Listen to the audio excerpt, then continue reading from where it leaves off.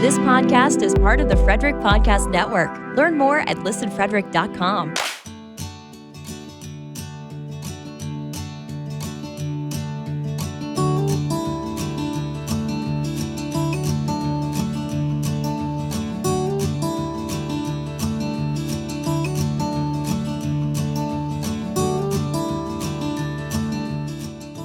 Welcome back to Mental Health and Me. Those of you who have been listening know how much I love a good documentary. And I recently saw one come across Netflix that really piqued my interest. And it was called Fit for TV, The Reality of the Biggest Loser. Now, I don't know why this even appealed to me because I never watched the show The Biggest Loser. However, if you lived in the United States in the early 2000s, it was really impossible to not know what the Biggest Loser brand was. You at least knew there was a show, there was exercise equipment, I think there was food, there was all sorts of things.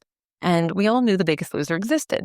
So when I watched this documentary, I sort of binged on it. Like I got really into it. And the mental health pieces just jumped off the screen to me. Like I could not stop asking myself all these mental health questions.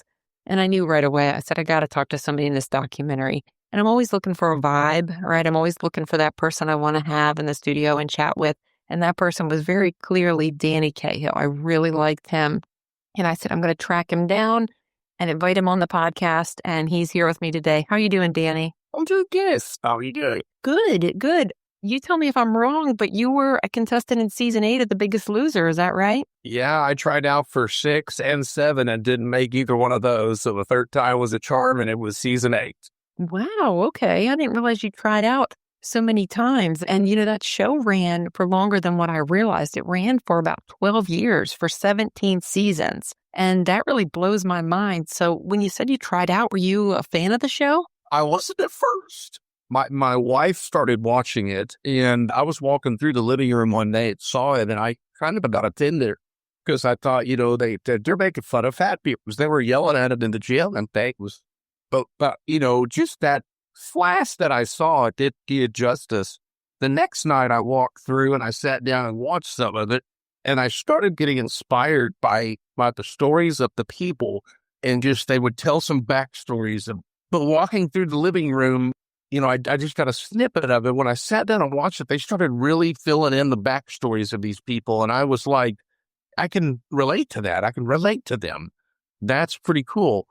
And so right when I was about to get up, Alice Sweeney came on and said, if you think that you have what it takes to be on The Biggest Loser, then you can try out, go to this place and download an application form. So I did it and I never heard a thing back. So I was like, well, I guess it's just not for me. The next season comes on and I walked through again and I sat down when my wife was watching it and started armchair quarterbacking. And I was like, what's wrong? I mean, that can't be that hard, And why don't they go faster? Just move, because I grew up in sports and I knew that coaches would be pushing me to do more than I could do. And then I go, you know what? I've lost 20 pounds 100 times, which is 200 pounds or more. But I never could keep going. I would always quit. And I said, if I got on this show, I could do this. So I tried out for season 7. And I made it to an interview and didn't make it again, got down right to the finals and didn't make it.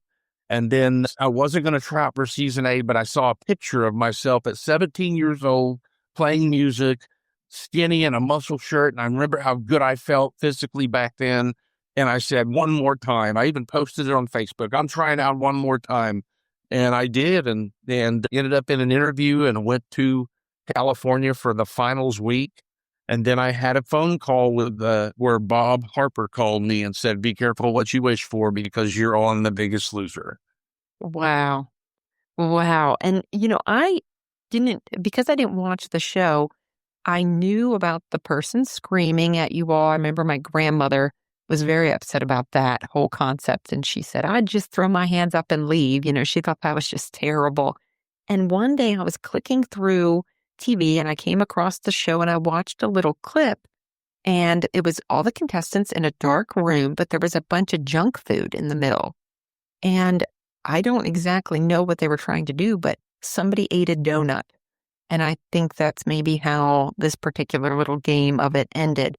But I remember thinking, if this is a weight loss show, why the heck are these people being put in front of tables of junk food? And, you knew that though going in.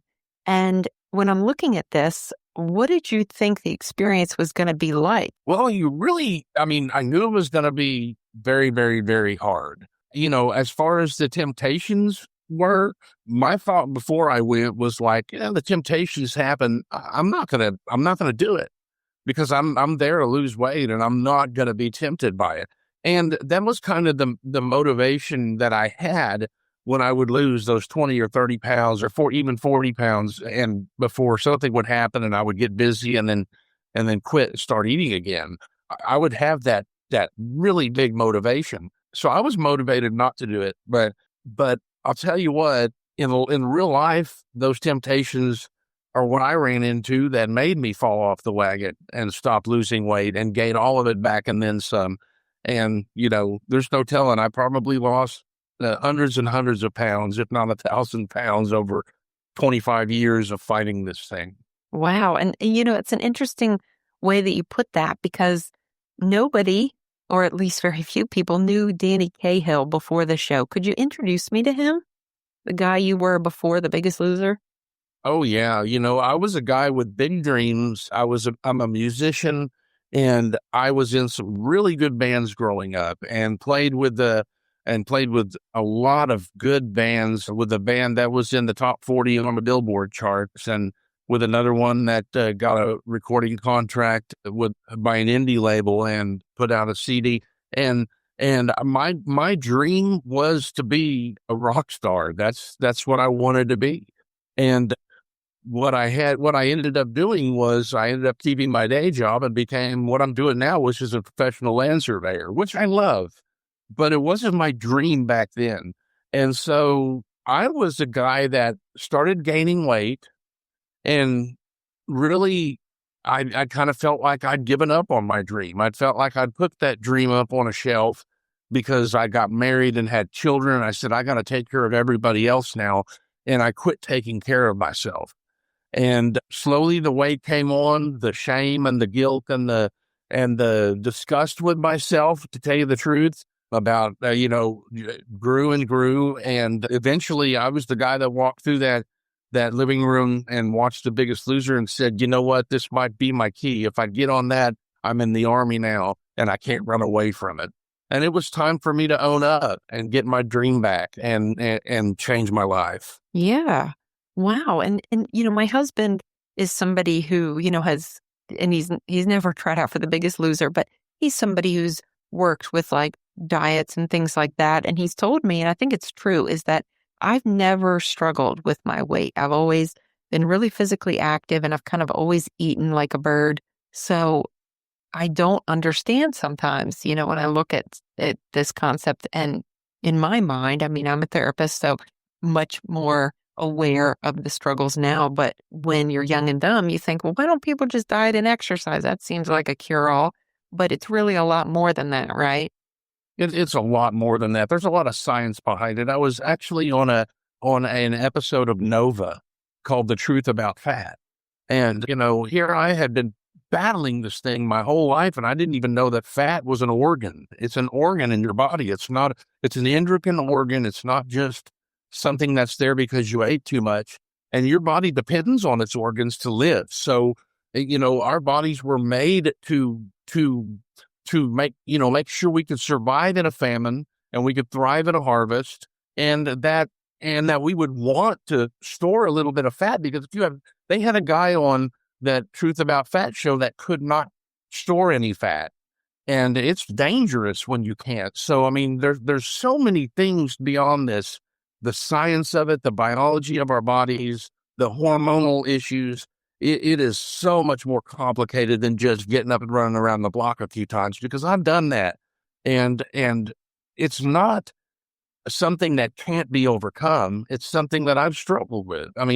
People have seen me where I am now and where I was at the beginning of the show, and they've seen me standing on the scale 6 months, 3 weeks, and 5 days after I started the show at 191 pounds and in a single digit body fat. So I have the ability to do both. but there is something at play a lot more complicated than just only psychology. Psychology plays a big part in it, especially with everything that we go through with our bodies and the dysmorphia that we can have and things like that. So there's a lot to it. When you were filming the show, because there's all these challenges, is there any challenges that stood out to you as being the hardest one or the one that had the most mental pressure? Well, the one that was probably the hardest one that I can remember was in week 2. Was it 2? I think it was 2 when we got on the balance beams. Now, that seems like it might not be hard, but you've got to understand that we hadn't been working out for more than 2 weeks. So our balance was terrible. On top of that, Tracy, who was on the documentary also, she had just gotten out of the hospital from having her issue with her whatever they call that, rhombolysis, or I don't know what the term is, but it's where her legs were. She really had issues with her legs, so she could sometimes hardly stand for a long period. And what we had to do was get on these beams, and everybody had to get on the beam over the water without falling off until the first person started jumping off on a platform. And it was like a baseball diamond. And if we all got to the first one, we got a 5-pound advantage. If we got to the second one, we got a 10-pound advantage. If we got to third, if we got to the fourth one, we got phone calls from home. And I'll tell you, that is what psychologically really hit me the hardest, was how much I would miss. I mean, I had a 7-year-old daughter and a 9-year-old son at the time, and I leave my wife to fend for them and the bills and everything, not knowing when I'd be back. And it was a scary situation for me, and I missed them dearly. So that was mentally the hardest for me, because we just had to do it. In fact, they test those challenges out with actually, people from casting and things, people that are in fairly good shape, and they never went through the whole thing without falling in. And they couldn't believe it when 15 massively obese people did it, because we wanted it that bad. And man, at the end, my legs were like jello. It was really tough. Wow. Yeah, I bet. And for me as a therapist, I was watching the show and the documentary, and I thought, well, I wonder who the mental health professional was on staff. Hoarders has Dr. Zazio, and I was kind of waiting for the therapist to be interviewed. And then it's like, oh, there was no therapist. They really strictly looked at the physical.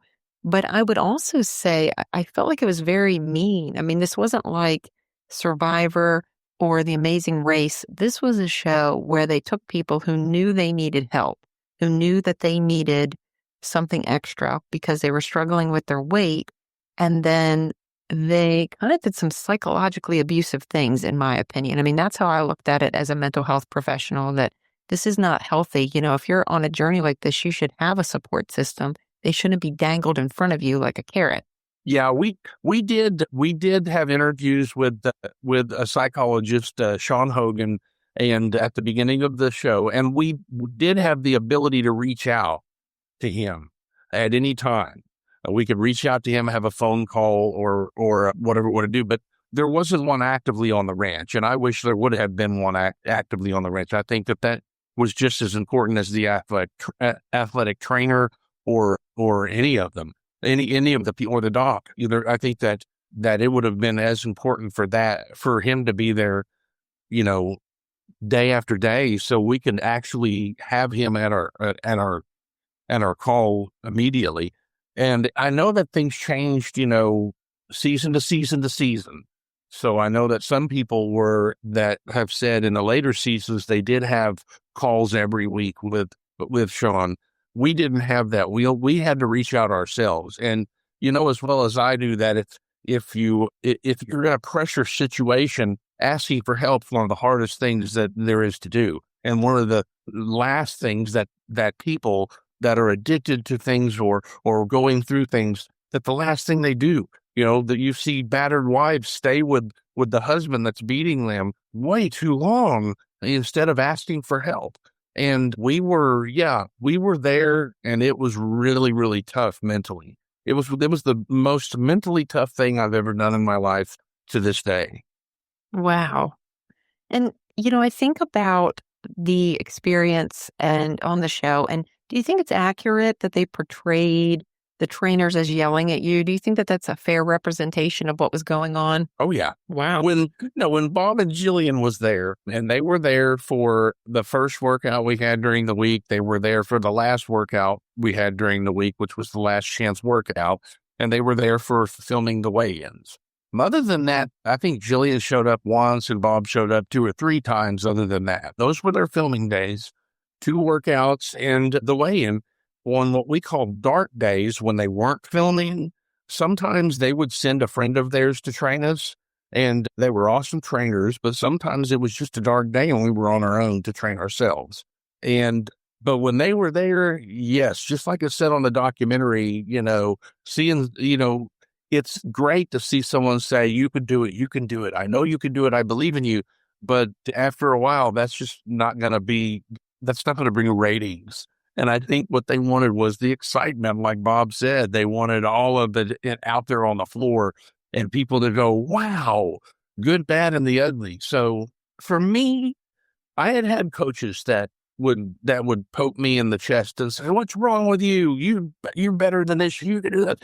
You don't be a loser or whatever. And I was used to that, and it wasn't as abusive to me as someone there that had been abused, maybe. And when someone yelled at him, they shut him down. Like Joelle said on the documentary, it kind of shut her down when somebody did that.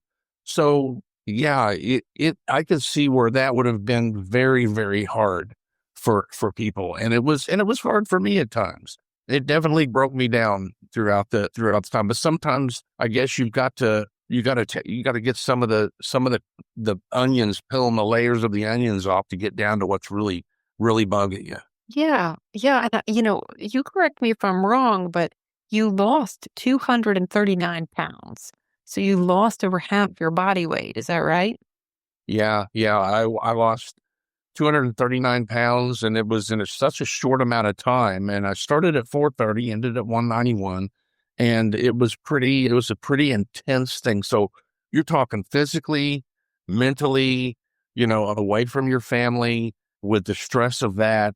It was definitely a crazy time for just under 7 months. Yeah. Oh my gosh, 7 months. So that's how long you were on the show? Yes. That I was at the ranch for 3 months. And then there was a week after it was finished and we knew who the final 4 were, that we did some things there. And then we were sent home for almost 4 months. So 4 months, we did it at home, and they wanted us to go home because they were like, you're not always going to have the ranch there. And that's true. And that was one of the big things that I had a beef with was, yes, we're not always going to have the ranch there, but how many people in the world is going to have all of that and then have it taken away immediately, and then be successful? There were 380 plus or minus, contestants ever on the show in the United States. And so, yeah, not very many people are going to have that, but much less saying like, here's your trainer, here's your gym, here's your healthy food. You can have, you can get whatever healthy foods you want, and now it's gone. But sometimes the perspective of some of the people is that's life, Sometimes you're up, sometimes you're down. You got to learn to do it yourself. What were your expectations when all of the show ended and you went home with that weight loss? What was your expectation for yourself? I was scared to death. I remember coming to California in January of the year after I won. I won on December 8th, 2009. And I remember January 3rd or 4th of 2010, they were kicking off the new season, and they asked me to come back and do some interviews with Jillian. And I remember going to lunch with her. I asked her at the interviews, can we spend the day together tomorrow? I got some stuff I want to run by you and talk to you about. And I told her, I said, I'm scared to death, Jillian. How am I going to keep this weight off? I've never been able to do it before. Here I am. How am I going to be able to keep it off? And she was like, you have to be 100% on with what you eat. That's the key. Exercise is going to make your body healthier, but weight wise, what you eat is going to help you to keep that off. And so I was looking for advice anywhere I could get it on how I was going to keep that. And I'll tell you, I kept it off for 4 years, about 4 years, pretty much completely. I mean, of course I was way underweight, and I know 191 doesn't sound like underweight, but I have a lot of skin and different things.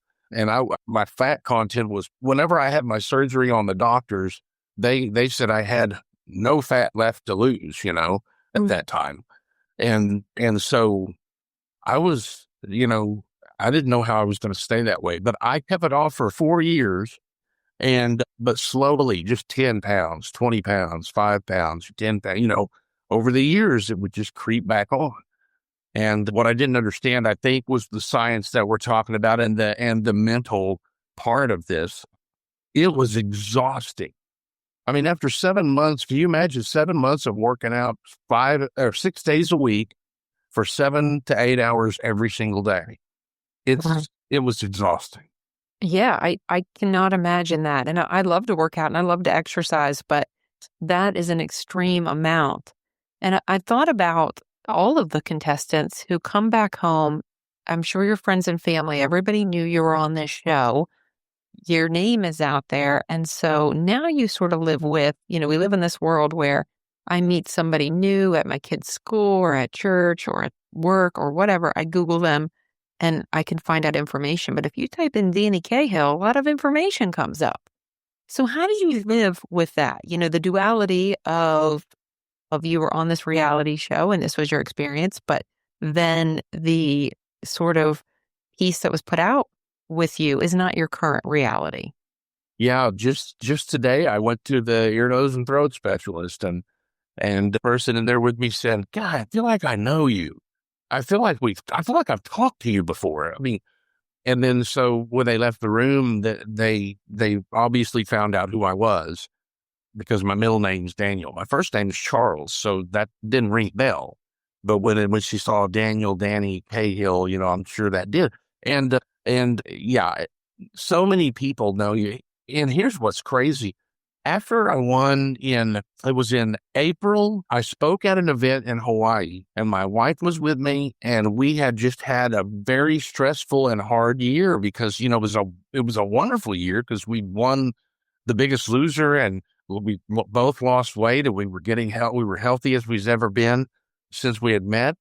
And so we went out to a really nice dinner at a really nice restaurant in Hawaii. And the next morning I got a call. We were actually on the plane on the runway getting ready to take off. And somebody from the event called me and said, the Maui paper did a story on you and posted everything you ate and drank. And they said you were with your girlfriend, which was my wife. And my wife thought that was cool because she goes, we must really be in love because they think that I'm your girlfriend. And I was mad because I'm like, what are the people, what's the world going to think? But yeah, we're scrutinized. If anybody sees us in the grocery store, they're watching what we put in our carts. Mm-hmm. So that's a big, heavy load to bear.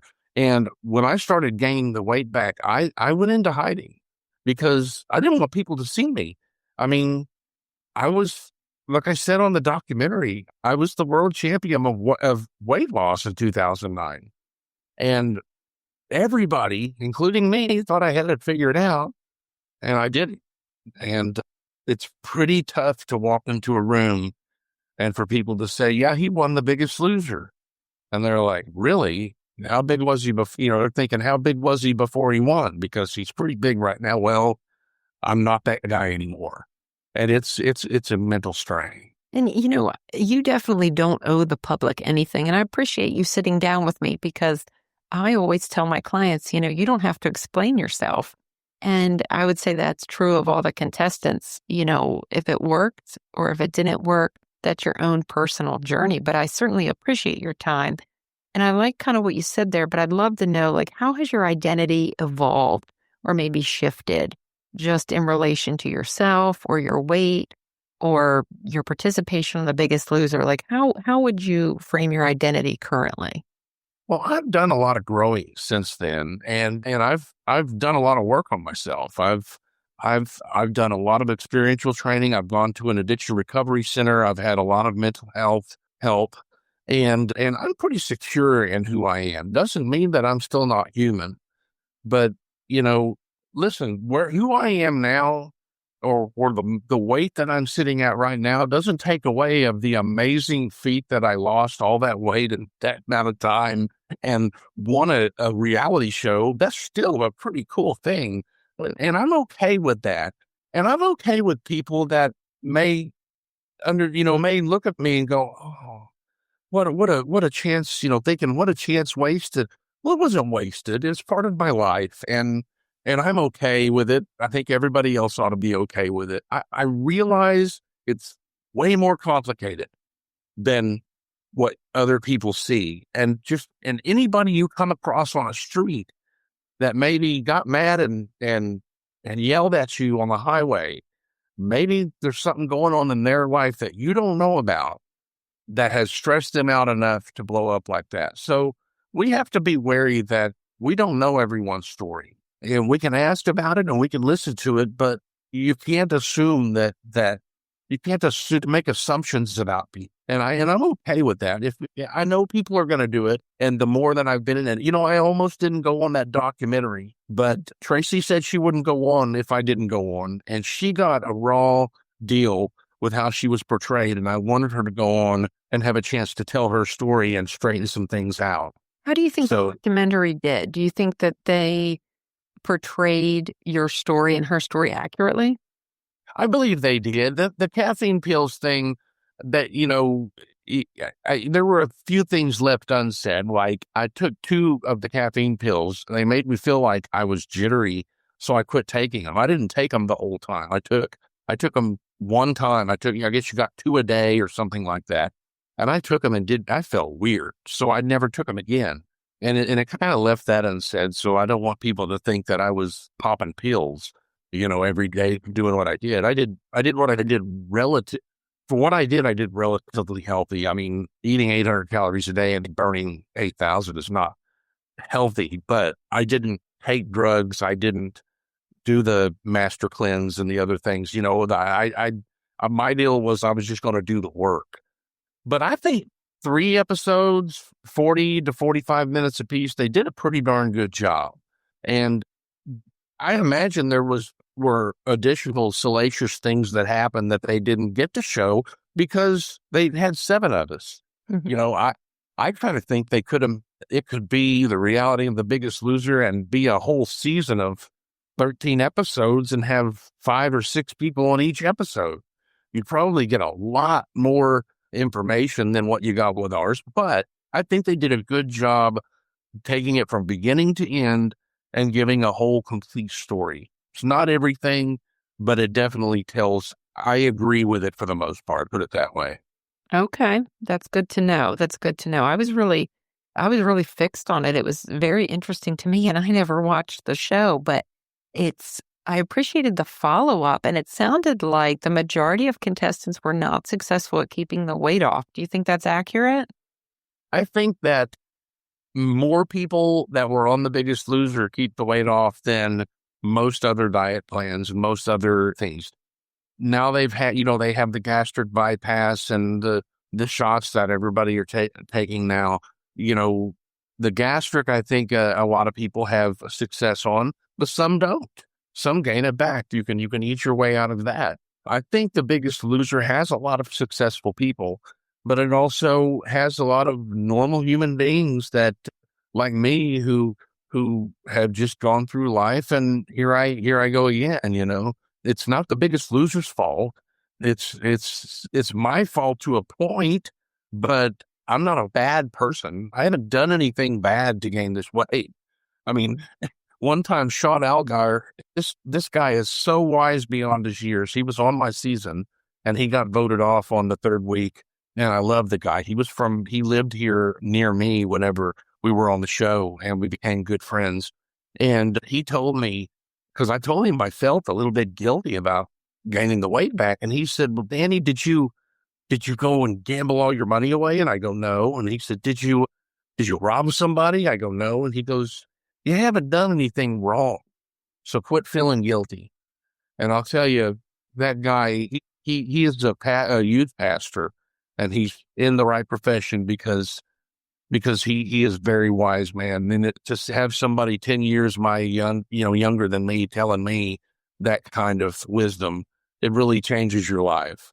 We're not out here doing things. We're living life, and it is what it is. And I'm going to be happy no matter what weight I am, but I'm going to feel better. I'm going to move better. I'm going to live longer if I can get this under control and get healthier. And getting healthier may not look like losing all the weight again. It may look like losing 100 pounds right now.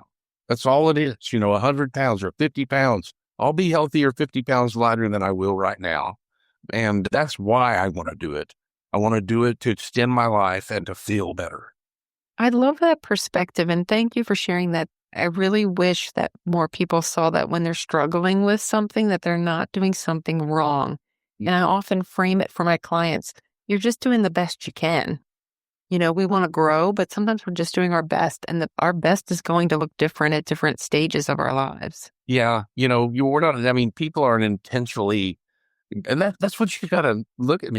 If you look at a person that's obese, and obese, like on big standards like me, we don't want to be obese 99% of the time. And if somebody is okay with it, that's their issue. I was just on the Tamron Hall show about body positivity, and there was a body positivity movement that a lot of people were fearing. Where I'm happy with my body the way it is, and I love my stomach, and I love my this, and she asked me on that episode just a couple of weeks ago, she said, how do you feel about that? And I said, listen, I can't always be happy with my body. I'm not happy with how big I am. I said, but I'll tell you, looking at this thing right over my shoulder there, I ran the Boston Marathon.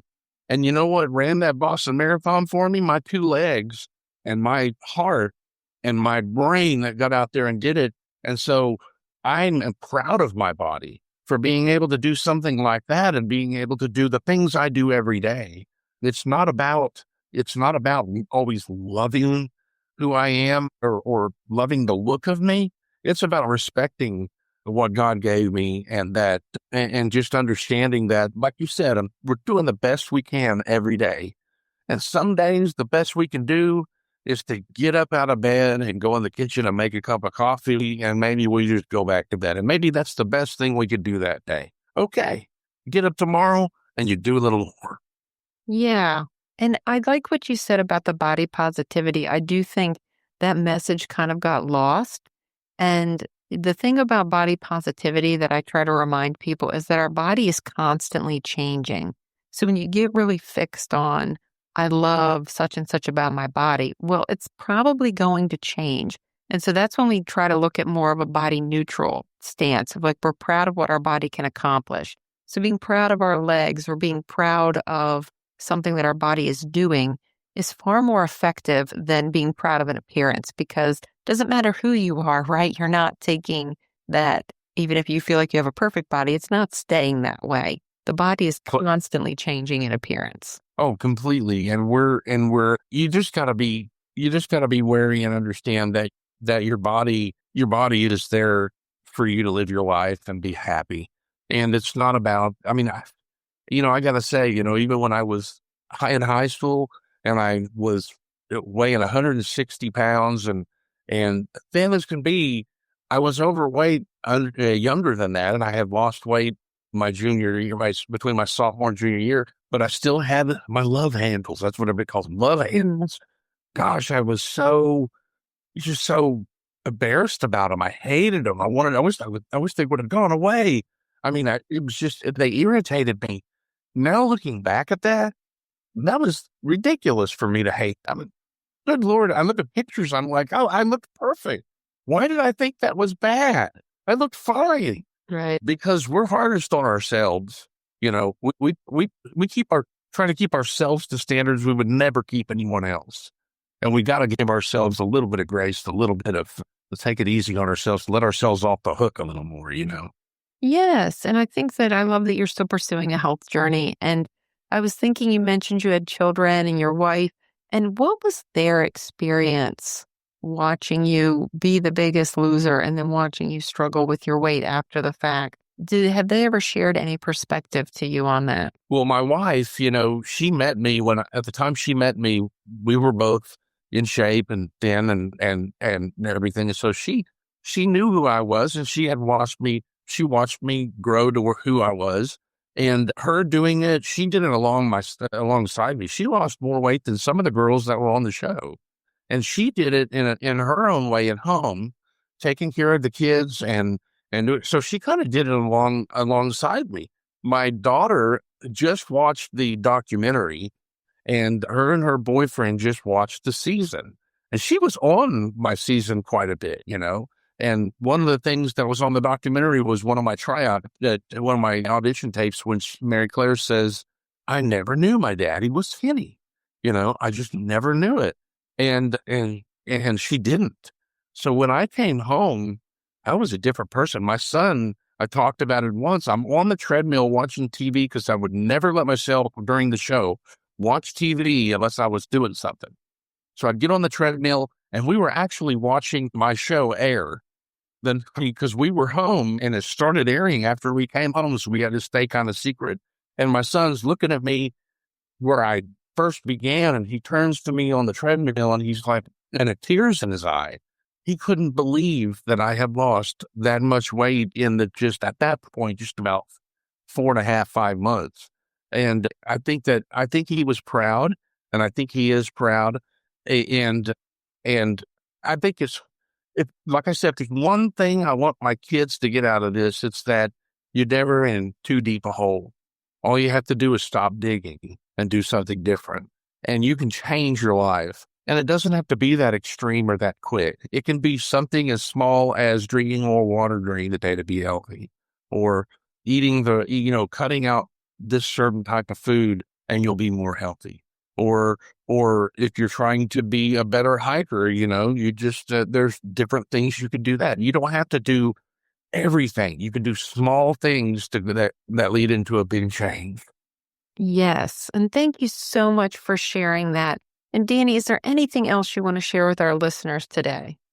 I would just want everybody out there to be able to look at themselves in the mirror and realize what they have gone through and where they are now, and look at how far you've come, and we all have our ups and downs, our mountaintops where something is just amazing, and our valleys where everything seems a little low, but it's never going to stay the same. And like I said, there's no situation that you can be in where you can't make a change, some kind of change. And the number one thing you can do is what I never did on The Biggest Loser, which was reach out for help from Sean Hogan.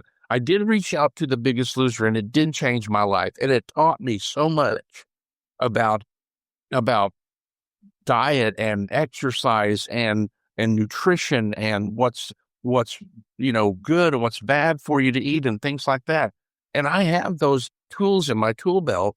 So no matter what you're doing or what situation you're in, all you have to do is just start to turn the ship. Ships don't turn 180 degrees in a day. Give yourself a little bit of grace and just try harder the next day. Yes. Thank you so much, Danny. And where can our listeners find you?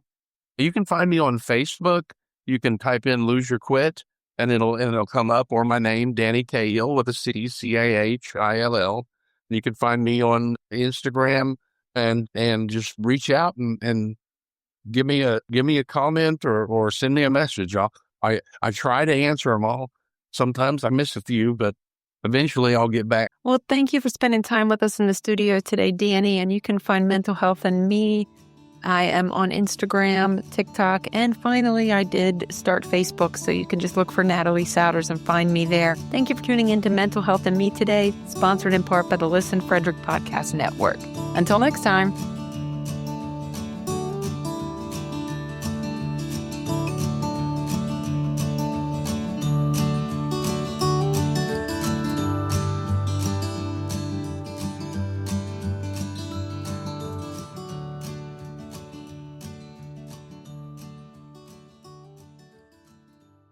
Live radio, local podcasts, the Frederick Podcast Network at listenfrederick.com.